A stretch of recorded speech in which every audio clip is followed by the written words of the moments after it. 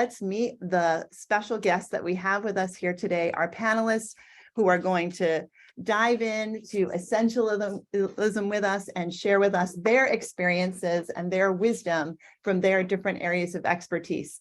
So I'm thrilled first to announce Daisy Algarin, our Neighborhood Service Centers Director for the City of Rochester. Welcome, Daisy. Thank you. Good morning, everyone.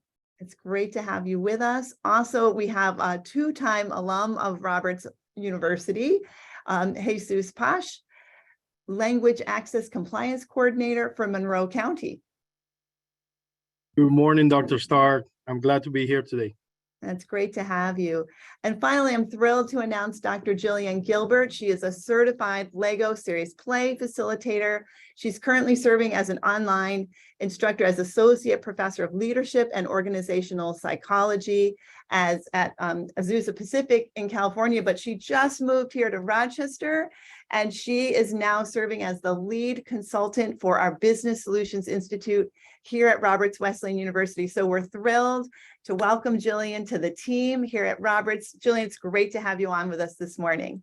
Thank you. And thank you for the welcome and for the winter, the snow, new for me. Perfect timing. It is so beautiful. I know some of us are upset that the snow has begun. I'm going to embrace my inner child and be thrilled. There's something about when the snow comes early in the season, especially around the holidays, that it's pretty magical. So, well, we're going to jump right into our topic about essentialism. And so I have my first question for our panelists. We're all at this time familiar with the Great Resignation and this trend toward quiet quitting, where people are feeling kind of overwhelmed and they are maybe, tuning in, but not necessarily giving their best because they're just exhausted. Why is essentialism so important at work in this context? Who wants to jump in first? Don't be shy. Daisy, can I send it to you first? Absolutely. I had to really do a little bit of searching and looking into essentialism. And for many times, I kept coming up with minimalism because I keep thinking of just folks that I know that are prescribing to that. They're moving into less is better. It's just quieter. And after I gave it some thought, I really had to really put my thinking cap on. And what really came to me was something that I complain a lot about is bombardment of information. Multitasking expectation is burning out so many. And I feel like we have to rake through all of it and use what makes it, and really use what makes it through the raking. For example, do we really need all those meetings? Can we just communicate the same via an email? If the email tool is a challenge for some to communicate with, then maybe we need to provide training on clear and concise email messaging, because I feel like it's almost like we've glorified multitasking. The more you do, the busier you are, more important you are. And that, to me, that's not true. And I don't even think it's biblical. We shouldn't be doing that. So I've had to really pull back and look at what's important. Jesus, how about for you? Why is essentialism at work so important? I think if we look at the facts right now, we're coming from a pandemic where we were overloaded by information. Every day we received information, and it was, if we can look at it, negative information, right? Restrictions, things that we're not used to, or being in an environment that we're not used to, an environment where we had to adapt. And some of us are still dealing with that situation. Some of us perhaps have trauma from all of that information or that experience that we went through. So I think for employers, it is essential to keep in mind what we are just experienced and make sure that we have strategies or have an environment, a healthy environment where individuals can just feel comfortable and not overload them with more information. I think it's important to create an environment where the individuals can just be themselves as well and stop faking it until they make it. I think that's crucial, because how much can you keep absorbing. And there's going to be a moment where you won't be able to absorb more information, more opinion. So I think it's essential for employers to keep that in mind. Great point, Jesus. Great point. I see too that we have people that are starting to put questions in the chat, which I really appreciate. That's wonderful. We do want to get your questions as well. So feel free to put questions in the chat, and we will work on those as we go through. And we also will take questions at the end of our discussion too. So we'll try to kind of do a little bit of both. So Jillian, go ahead and let's have you answer that one. And then please feel free, folks, to continue to ask your questions in the chat feature. Yeah, and it's such a good question to ask. And I think a lot of people originally will probably be like, what do I really feel about that? And I think what's happened is that if anything, the pandemic showed and revealed the underbelly of the way we actually structure and design our organizations to begin with. And so we have built tasks to equal productivity and productivity to equal success and job. And so we've actually created measures that look more at what are we doing versus who are we being in that process. And so I think as we look at the Great Resignation, quiet quitting, which has always been there, it's just a new term now, is that the realization of I'm worth more than this, right? There has to be more than just the task itself. And so organizations are finding themselves saying, how did we get here? And I've worked with lots of organizations that's the answer. And so the answer has been this idea of single looping, where we'll just modify their tasks or add more or restructure, and that will solve it. And what that's doing is actually creating more work, more tasks, more layers, and people feel overwhelmed by that. Instead of doing the work of really understanding, why do we do this in the first place? What are those mindsets and philosophies that are fueling our perspective about the work we do? And so I have seen that over and over again, where when you actually take the work to say the task is not what we need to deal with, what we need to deal with is our fundamental philosophy of work and our fundamental philosophy of people and the work that we do. And so to me, that seems to be the area of reflection that is greatly needed. And if we take the work, then we ask the why and kind of unravel and pick through that mindset. And if we can start there, I think we would see a different look at the tasks that we do every day. So good. Thank you. Thank you. Thank you. Our first question in the chat actually is, what is essentialism? So anyone want to try to work on this definition of how we define it?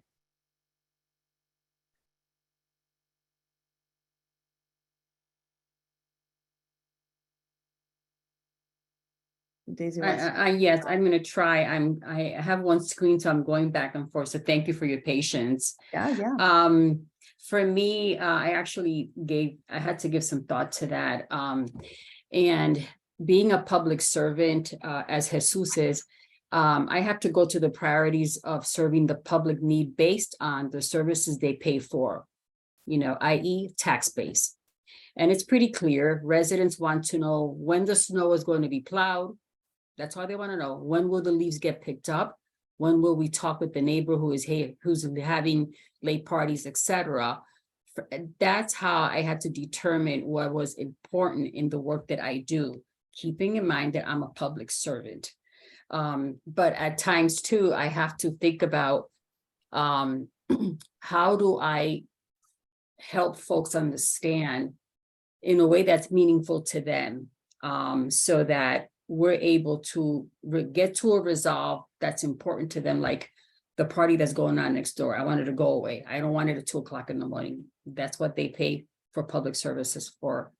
So I have to really step back and look at how do I approach this, because we do the measuring of the widgets, such as we have something called the KPIs. Every time I say those 3 letters, my team they go crazy on me, because it's key performance indicators. How many of this did you do? How many of that did you do? And it's how many?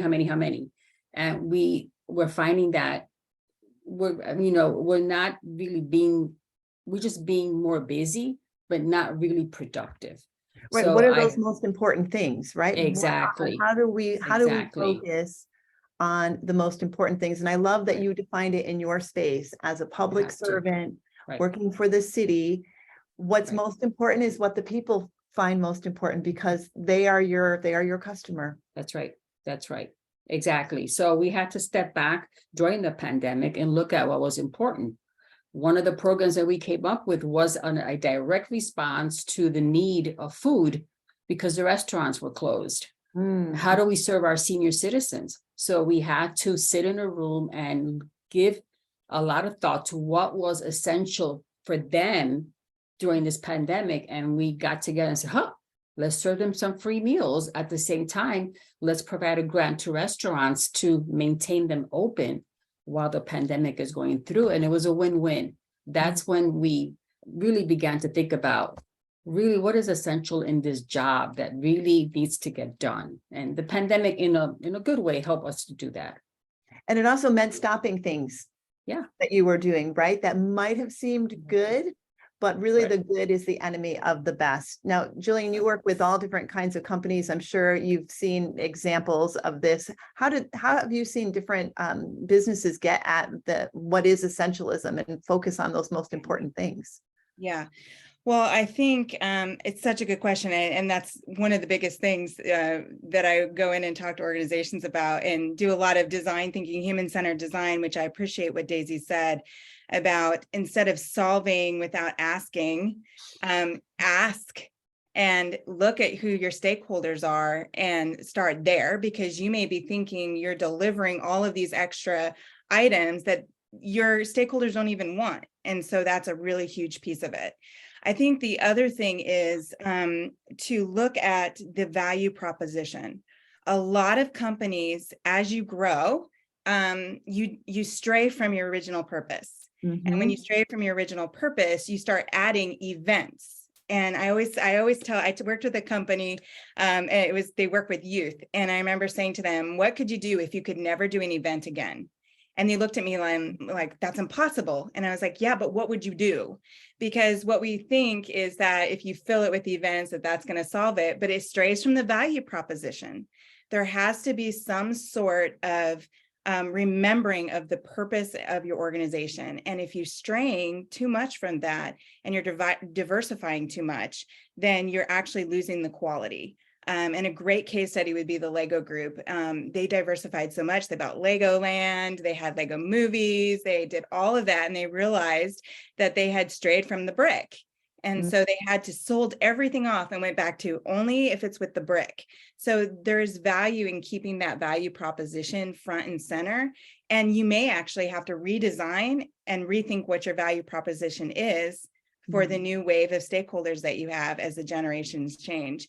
And to be thoughtful, if you're going to do events, if you're going to do activities, say, does this directly meet our value proposition? If the answer is no, then you say, well, what does? And you learn how to pivot. So that would be my initial response to that. Oh, that's great. That's great. How about for you, Jesus? How do you determine what's essential in your field as you work with the county? That's a good question. I think that efficient communication is prominent, and I think that's very helpful. For instance, when I started my role, the first question for my employer was, how are you going to measure my efficiency, and what's important with the project of implementing an infrastructure here in Monroe County? Because if we look at the project that I received, it's a complex project where I have to implement a communication infrastructure in 39 departments and divisions. So where do you start? How do you do it, right? So I think, as Jillian was mentioning, it's very important to identify what is the vocal point, what is important in terms of the project. Because when you have, let's say, your vocal point, then you can develop your framework, and from that framework, you can develop how are you going to perform every day. What are things that you will finish or you will complete during that week, and based on that organization or that order that you develop per week, making sure that that framework stays your as your baseline or your vocal point, that's how you're going to make sure that you are able to perform efficiently, and you're able to identify what are things that are essential, because they're going to associate with that goal that you have, or that goal that I have, to ensure that all departments have the tools and resources that they need. So I had to make sure that everything is in order, be strict with my planning. And my day-to-day looks very similar. So in the morning, I come in, I look at my emails, then I just go and work on the things I plan for that day. I know that I receive numerous calls, sometimes emails, but I've developed this plan that I follow, and I am strict to it, because sometimes the lack of planning of other individuals can create an emergency for them, and sometimes that can influence your work. So it is very important that you plan your day, that you plan how you're going to accomplish that project, and that has been working very well for me. And I can say that implementing a communication infrastructure here in Monroe County is not easy, because we're talking about multiple languages, numerous needs that the workforce need to have in their hands to be able to be efficient. So I think planning and developing a structure is very important.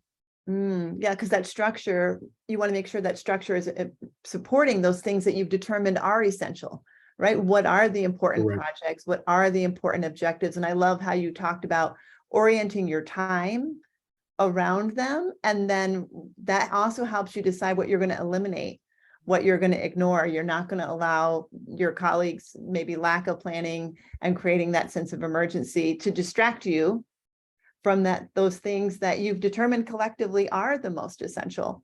So great. We've got a couple of great questions in the chat that I'd love for us to look at. Robert has asked, what happens when your students or employees don't necessarily have the same view of what the essential priorities are? So you want to give them what they want or need, but it might not be the best thing for them or the organization. So how do you handle that? Anyone have a thought on that? Hi, Jillian. I'll start and then you chime in. I think this is the classic case of any kind of change reality. When you start to work with the priorities, people will question why, because part of it is they're looking at it personally. How is it going to affect them? What does this mean for them? And so the questions are coming from a place of personal interest and investment in what this means for their contribution. And one of the non-negotiables, I think one of the absolute non-negotiables should be your strategy around how you communicate with people about the decisions that are being made. We often have what I call a vacuum between what happens at the top and what happens at the middle manager level and what happens at the entry level. And that vacuum it's understood here, but it's not explained well all the way through. And people need context. They need to know why, and they need to be treated and trusted with the information, and then let them make the decision. But what happens is we give those decisions and then people get angry and we shut off the anger. And really it's about change. We have to let people go through the cycle of, what does this mean for me? I'm afraid, I'm angry. Okay, how do I reconcile this? And then you have to be okay if you over communicate. You have to be okay with people self-selecting out. What you don't want is people to get stuck because you're refusing to trust them with the information that's needed for them to understand the context. And it doesn't mean you can give them every single, conversation, but it's the communication and the people strategy when you start to live like this that matters to the employees the most. So good. So good. Daisy, anything you would add to that? How do you get people on the same page? I think Jillian kind of hit the nail on the head on this one. It really has to do with, how you communicate to your staff and your team. There are some things I will say that in the work that I do are non-negotiable. They're just non-negotiable. We can't deviate. I'm going to do with it as soon as I get off this call, I have a situation brewing up in one of my corridors. So, it happens. So we have to make sure that we communicate it well, that we do give them time to understand, to ask all the questions they have. This happened a lot during the pandemic. And then we did have people who self-identified and said, I can't do this. And they moved on. And I get it, I respect them, and they actually are in a better place within the same organization, but just in another bureau or department, because they realize, oh, this is not what I was called for. We've changed, so I want to do something different. And I get that, and I respect that. But it had to do with us sitting down, being very intentional on how we communicated the changes to our staff. That's Yeah. really good. And that really builds on, Lindsay has a question. She says, as you eliminate things that you determine are less important, how do you do it well in ways that the team can buy into, especially if they really love the thing that you're removing? So what do you think about that, Jesus? How can you help the team get bought in? Jillian talked about the importance of really communicating and giving the context. I think that's key for this question. Is there anything you would add that we can do to help the team buy in, especially if there's connection, right? People have their things that they were a part of or that they really love. How can we help them buy in if we have to make that change? I think this is a great question. And the reason is because it brings up the subject or the idea that it is important to, as a team, identify or form values. I think that when you have values in a team, it helps, it sets that foundation that you can always come back and revisit what is important for the team. What are the goals, the guidelines that the team has set.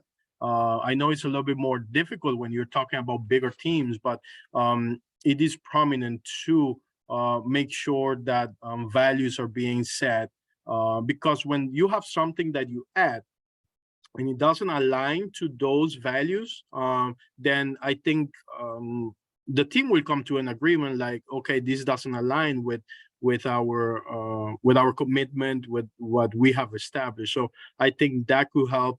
The values are always a great baseline for teams. Go ahead, Jillian, please. I agree with that so wholeheartedly, the values and the creation of the values. And I also think, I did some redesign and design sprint with a team. They had to cut 15% of their personnel, and they had to actually cut some of their activities as well. And in that space, sometimes we think that the leaders are the only ones who can make that decision. But some of the principles of human-centered design, the principles of even this next generation of employee, is the spirit of co-creation, where the answer's in the room, and allowing them to help come up with the solutions together, to say, okay, well, this is what we're facing, let's co-create it. And that gives them ownership because they're speaking into it and they get upset. I had an individual in the middle of this yelling at me saying, why are we doing this? And that's okay, hold that tension. But if they can get through that, then they're co-creating the solution to it. And so then there's buy-in. So there is value in, and it's risky, I get it, but there is value in allowing the team to help you solve for it, because then they are saying, well, I helped make that decision, and now I have to be an advocate for that decision also. Right. Even if they didn't initially agree, right? But the fact that they were heard, that their opinion was asked for, sometimes it's just allowing people to engage in the discussion, even if it's not the solution that they proposed, right, that gets chosen. They were part of the process, and it's a little easier. But then I love that, getting back to the values. Can we share the values? Are we all on the same page with the values? Because if we are, and we can point to, yes, but this is the value we're going for with this decision, right? That's what we're trying to get to. Tina has brought up something that's pretty controversial in the workplace, and I'm wondering how it connects with essentialism. And this is the idea of remote versus in-person working. For some, like I know for us here at Roberts Wesleyan University, we have said it's a priority that we're in person because we are a relational community culture. It's part of our culture. That's one of our values. Have any of you, like, how does essentialism connect to this idea? And, you know, some of our employers are struggling with getting their employees to understand that that is a value and why they might want them to come back. So any thoughts about how remote work versus in-person relates to essentialism? Yes, what I can say is some individuals love the work, the ability to work from home. Others need to have that connection with other individuals. So I think that that creates the challenge, right? Where some people prefer to work from home, other would like to work in the office. And I think that that's why a lot of organizations are changing to hybrid, right? So you get a little bit of both. And it also brings the subject of how can we serve our workforce better, correct? So I think that that's why numerous organizations are looking into implementing diversity, equity, and inclusion strategies to make sure that they influence the culture and the people in the organization. So how can we provide the workforce with what they need? Because each individual in the workforce is different. They have different needs. They have different perspectives, different views, values. So I think that these are important things to consider. And it's not that always one system fits into everybody's lifestyle. So I think that is very important as leaders to consider what is the need in our organization. And sometimes it can be, again, going back to that effective communication. So just ask your workforce, what is the need that we have? What do you prefer? And as Jillian mentioned early, there are things that need to be changed in an organization, and how does that change look like? So I think this is prominent for leaders to look into the workforce and conduct assessments, so they can have specific information and don't just make change just because they are making an assumption that those changes need to be made. Jesus, I'm hearing you say, get the data, right? Get the data, listen to your people, because we might value as a leader, we might value, like, I love being in person with my colleagues. I'm a, extrovert. I love being in person. I think there's something very special about that.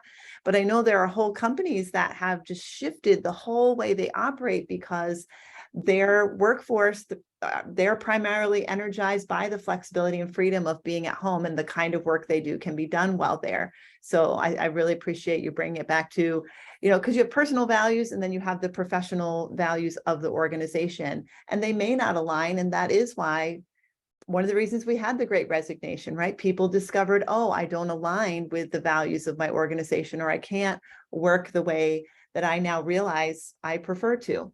So I like that emphasis on listening. And that's what I hear when Jillian shares about this human-centered design idea of, like, we want to listen to everybody. We have to understand where people are coming from.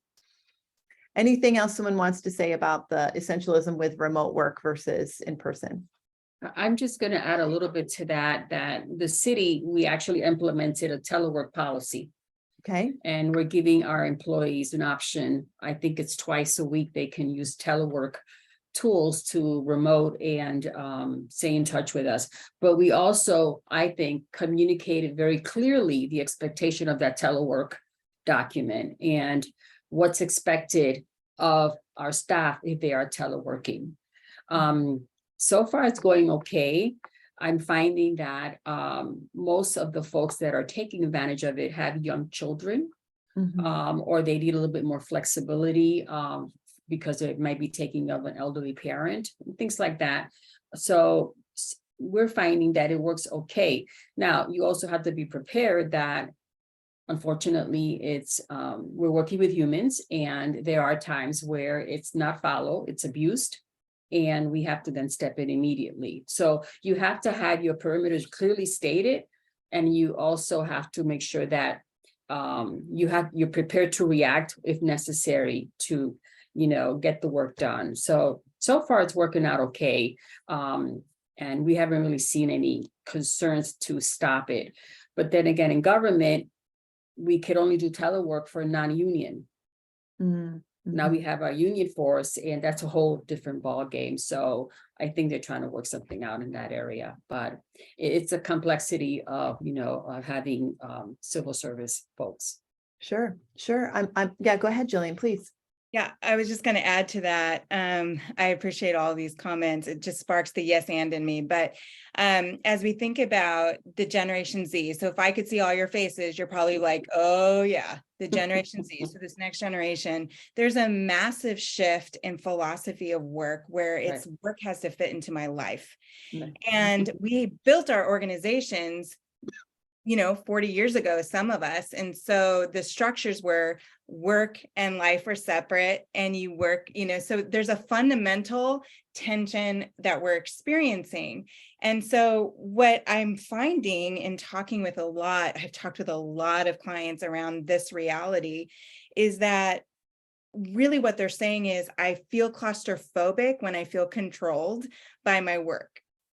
And so my view of work has to fit with my view of life. And that is like foreign to many of us who've been in the workforce. Like, what are you talking about? You take the shift and you do the whole shift.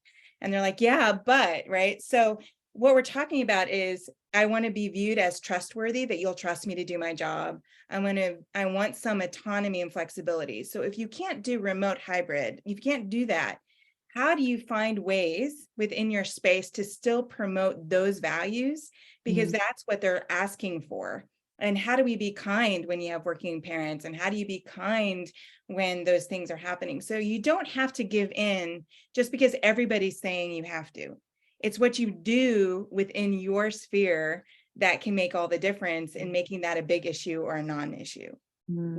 That's great. I appreciate you bringing in that generational element. That's really helpful. And I'm thinking about, this is where essentialism really can help inform our decisions too about remote work. Because if we know what the essentials are, the essential things that have to get done, then we can determine, do those things need to be done in person, or can they be done remote, or can they be done hybrid? Do we need to be physically in the room, or can we be scattered across the country, around the world? If we know what the essential goals are, then we can determine the kind of work that supports those. But you don't want to get it backwards, right? You don't want to get it backwards. So John has a question. He asks, is there a recommended book or training that discusses some of these leadership communication strategies that that you all have been sharing? Do you have kind of best practices, authors that you like? I know that what we're talking about today, this is the book that our team went through on essentialism, and it was really fabulous. And you can see I wrote right here on the cover, do less but better, because that was the big message to me. I get excited about a lot of things and I can go in a lot of directions, and I have to regularly say, what are the most important things, right? Because again, the good is the enemy of the best. So are there other resources that others would recommend, or trainings? I mean, I know you're going to be training us on some of these things, right, Jillian? So this is what you're going to be doing on the 30th. Yeah, so the human-centered design will talk about how to use empathy and how to really define the problems well, so that you can redesign with purpose. But there are some great, they're connected in their own space, but there's a book called The Human Equation by, I believe, Pfeiffer, and he talks about how sometimes we get it wrong when we start to eliminate people first rather than thinking about the processes. And sometimes you have to eliminate people, but the consequence of that. Also, Judgment Calls by Tichy and Bennis talk about how there's always an opportunity for a do-over, that you don't have to make decisions and feel like you can't stop and go back. And so it's about decision making and understanding the context and the strategy people.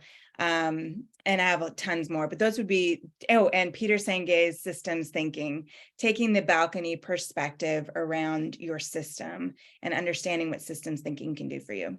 That's great. Jesus, do you have a favorite book or training that you would recommend for others? So what I would recommend, John, who has that question, is also your experience will be you will learn from your experiences as well. I think the fact that sometimes you won't be able to accomplish a couple of things will help you learn, okay, so why didn't I accomplish what I wanted? For instance, what I do is, as I mentioned earlier, for my week, I list the things I would like to accomplish. At the end of the week, I look at the goals or the things I did accomplish. And I also have another area where I put what I didn't accomplish and why.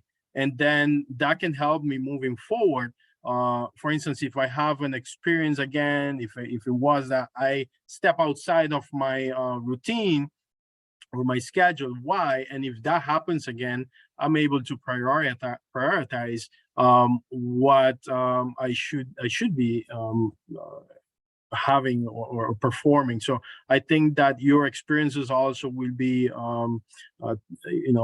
great areas to learn from. So I love that. Don't underestimate your own learning, right? Taking time to reflect. We're all going to make mistakes. We're all going to fail. We're all going to not always make our choices and align our time with our priorities. But when we have those, oh, I wish I hadn't done it that way moments, to stop and say, what did I learn from that? What did I get wrong? And how do I change that and do it better next time? I really appreciate that, the humility and the value of that. Jesus, thank you. Daisy, anything you would add, resources or trainings that you value that have helped you in these communication methods and making these kind of decisions? Well, for me, in the work that I do, it's not hard to, how can I put this? There's very little room for me to deviate because it's very straightforward what I need to do.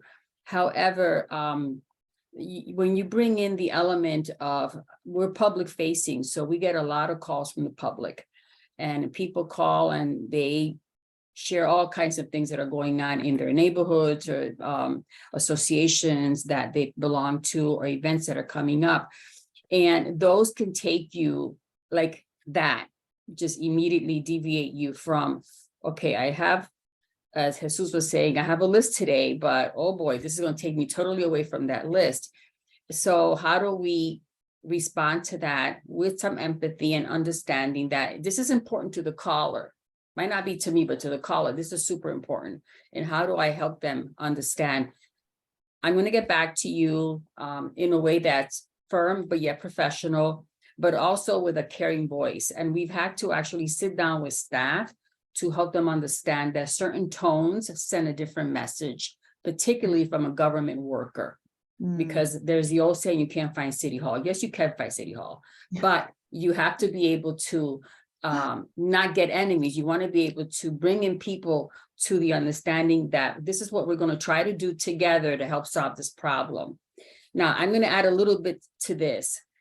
As a female and as a Latina, I bring a whole different element when it comes to essentialism, because I can, like that, in another lane, react to something and say, oh my gosh, how are we going to solve this problem?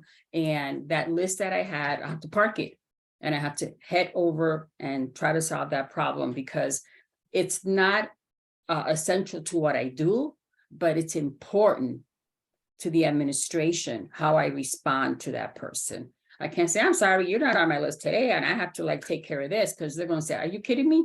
So I have to be able to be also, I find that in essentialism, it's a good thing, but you also have to be prepared to be a little flexible and to be able to, just work with the public. I don't work with papers. I don't work with systems. I work with people. So I have to always be careful of and be sensitive. I mean, I try always to put myself on the other side. If that was me calling, what would I want to happen? So it gets a little, I don't know, for me, I love the whole concept of essentialism. I try to live by it, but at the same time, I have to remember who I work for and what I'm representing. I'm working with public. To me, that is essentialism. You're saying the people are essential. Absolutely. Them knowing, like you being committed to finding ways to show them value, that's essential for you, Right. Daisy. And it's one of the things that makes you great about what you do and why you've been successful in this career for so long, is because that is what's distinct about you. It's part of why I'm thrilled that you're here, because Thank that you. is true about you, and not everyone works in that manner. I was thinking the same thing. One of the essentials for me is making people feel valued, and that is recognizing their uniquenesses, their unique backgrounds. How can I communicate in a way that is valuable and understandable to the person I'm talking to? For me, that is essential. And I hear that it is for you too. And I think that's important. It's really important. So I have another question, and that is, what do you each find distracting you from what's essential? What are the landmines that we have to look out for? What are the things that you experience that you believe others that are here in this webinar with us can relate to, and how do you manage that? Whoever wants to jump in and confess what their key distractions are, and maybe a little of, how you're managing it. Well, I think that there are many distractions. It could be your cell phone. It could be, that you are conducting an assignment and then suddenly your phone goes off. Then when you come back, you get pulled into something different, and that shifts your focus or what you are doing. So there's numerous of elements that can distract you, and I think that's why it's important to come back and make sure that you're aware of that. Like I said, that's why it's important to, at least for me, to have those three elements that at the end of the week I can go back and reassess why I didn't complete this assignment or reach the target that I wanted for this week. So I think that that helps me. That's good. That's good. Anything for you, Jillian? What are the distractions and how do you address them? Do you have time? It's like, I think for myself, and I hope others can identify with this, and I think organizations too struggle with this, is the fear of missing out. So you say, you get asked to do something and you say yes, because look at the opportunity, and then the fear of missing out makes you say yes to things, and then before you realize it, you have filled yourself with a bunch of yeses and then don't have time to do them well. And I think organizations do that from a trend perspective, because when you say, we don't want to miss out on this wave, so let's say yes to that. We don't want to miss out. So you have a lot of, fear of missing out, which creates like this chaos for everybody. And to be honest, my husband has said to me, Jillian, I'm asking you to say no. Just say no, because they watch you deteriorate as you say yes to too many things. Yes. And that can be the same for your employees. When you say yes to too many things, you literally watch your employees' face like, what? So I think that's been a trap for myself and for many other, I assume for others, but maybe not. No, that's really great. Boy, our time is going by so quickly. This is such a good conversation. There's my favorite chapter in this book. I would just love to ask a question, a spontaneous question to you about. There's a chapter in here titled Play, and it's embrace the wisdom of your inner child. So there are things that can look like distractions that actually can be life-giving and essential, right? So how do we make room for the life-giving things that are essential, but might not necessarily be the obvious, that's a moneymaker, or that's right? Daisy, how do you make room for play? Does that matter? How do we make room for the life-giving things? Are they a couple? I think they are. There are a couple things. First one for me is I'm a grandma.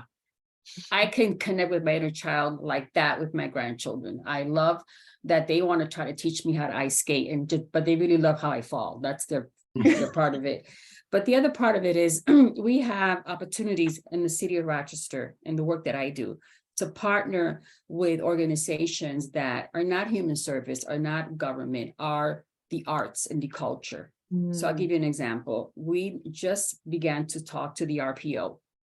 And they wanted to partner with us on how can they reward our neighborhood leaders, folks that are working as volunteers, putting together block clubs, neighborhood associations, Yeah. and many of them, they do it above and beyond their regular, maybe sometimes 2 jobs.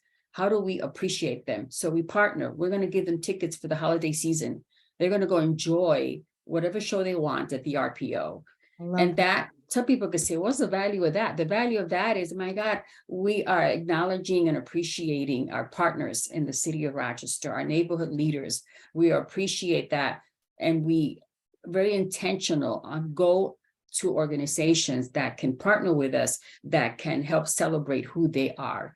And people, there's no value that, oh, yeah, there's a lot of value in that, lots of value in that, because what we're saying is take a break, sit back, enjoy something that's going to feed your soul, your heart, and we'll get back to that meeting in January and we'll figure out what we're going to do in that particular neighborhood. So to me, it's important that you do get away and you learn how to play, and that you learn how to just say, it's okay to relax. Sometimes my staff have to remind me, you need a day off, don't show up here tomorrow, go do what you got to do, and we'll see you next week. Because then you'll come back better. Exactly. The same with them. Sometimes my staff, I could see it in their face and I feel, okay, it's 3 o'clock on a Friday. You were online with me last night till 7 o'clock at night. You need to go home and rest and enjoy maybe a fish fry. Go do what you got to do. Right. How about for you, Jesus? How do you make room for play? Is it essential? Yes, it is essential. I think that something that I realize is that a lot of people sometimes do not make themselves essential. I think the focus is a lot on how I develop my career, how I become more professional, how can I be a better parent, a better husband, but we don't get that opportunity to focus on ourselves and ask that question, what do I need? How can I prioritize myself as well? And sometimes it's just making sure that you have that 1 hour to go to the gym, or make sure you get time to get a good meal in, and make sure that things work on your favor as well. And I think that we should prioritize ourselves and make sure that we have that playtime that you mentioned. Thank you. And it looks different for different people, right? For some, it's going and getting that fish fry on a Friday. For others, it might be going to the gym. Jillian, how do you feel is play essential? Oh, yeah. So I'm a Lego Serious Play facilitator, if you say it in the word, but I am a huge advocate for reframing play in the adult vocabulary. That it is essential. And research shows that when you engage in play, it produces the skills and competencies of change readiness, resilience, and problem solving. It is actually built into the process, and play is actually a process. And so when we engage in play, regardless if it's for fun, like for relaxing things, or actually play in the organization, you're actually producing different muscles and creative muscles that wouldn't be there normally. And so to me, sometimes we think, oh, if I do Lego Serious Play, is that frivolity? It's not. It's playing with a purpose. And so not just reframing it for yourself, but reframing it for the organization and engaging in what we call serious play, which means we're focused on a problem, but we're going to play in how we solve it, can actually produce very deep results for yourself and for your team. And so a huge advocate for play. I'm putting a link here in the chat to a Wall Street Journal article about how more and more companies are actually putting Lego bricks in their office space because they want people to play, because it generates the kind of thinking and idea generation that Jillian is talking about. Oh, guys, this has been so wonderful. I feel like we could be here another hour talking about how we do this, but then we can't get to all the essential things on our to-do list. So I'm going to invite Michelle back, because now we want to give you all a chance to join in the discussion. And so Michelle, will you kind of lead us through what is going to happen next with our breakout rooms and our networking? Yeah, absolutely. Thank you so much. And thank you to our panelists. You guys were so insightful today. I think this is just the tip of the iceberg in this conversation. So we're excited to dig in a little bit more in our breakout rooms. You'll see in the chat, I left a link to join so that we can all see each other and have some discussion around how we focus on doing less, but better. So we're going to take a minute to transition. We're going to head over by clicking the link in the chat. We're going to get started at 9:05. So if you need a bio break, please do that. And we'll get started at 9:05. So please check the link in your chat. We hope to see you there. We'll be ending at 9:25. So we'll get back to all the things that are essential. But we hope that you'll join us for that, just to have some great discussions. So please join us, and we'll see you over there shortly.